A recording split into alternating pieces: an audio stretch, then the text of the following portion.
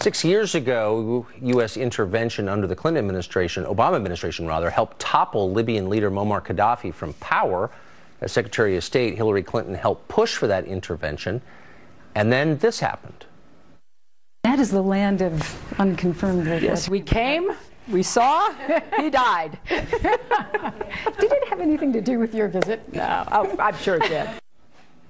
Here she is bragging about toppling the government of Libya.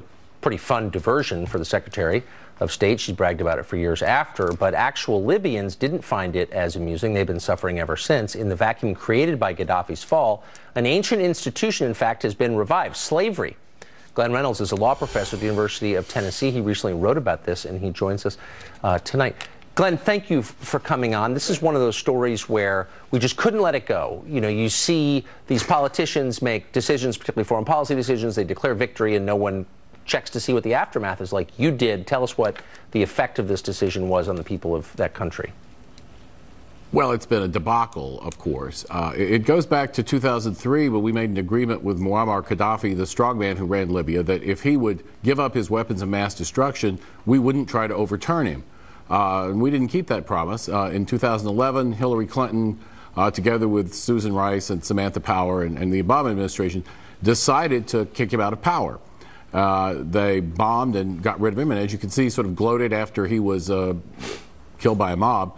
And there wasn't much of a plan on what to do next, other than some advice Hillary's advisor Sidney Blumenthal gave her about how to fit this into her presidential campaign plans. And now Libya's torn up with civil war. You've got fighting militias. You had a wave of refugees passing through Libya. A lot of them got stuck in Libya, and now some of them are being sold essentially as slaves in slave markets to work on farms and that sort of thing there. And CNN covered that, BBC covered that, and it became a story last week.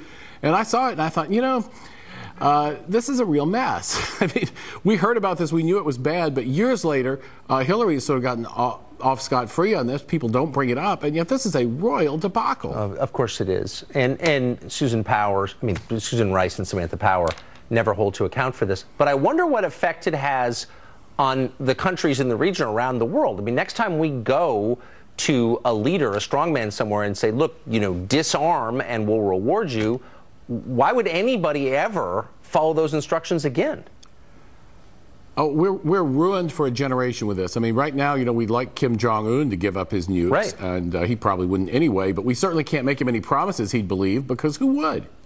That's an excellent point. Has there been any soul-searching on the part of the people who did this? They wrecked an entire country and threw the whole region into chaos. Has anyone apologized or said, you know, maybe we've learned something from this? You know, not really. During the 2016 campaign, in one of the early primary debates when Senator James Webb was still running, he raised the issue with Hillary, and she just sort of blew it off and said, oh, no, it was a big success. I've certainly never heard Samantha Power, who was pushing this as part of an effort to establish a doctrine of international law called responsibility to protect as a justification for intervention. Never heard her say, oh, gee, we kind of blew that. Although you notice that responsibility to protect didn't get brought up again after this. Of course not. Now that they're selling slaves in the market. One of the least impressive people ever to serve at a high level of government. Professor, thank you for bringing this to the attention of our viewers. Worth it. Thank you.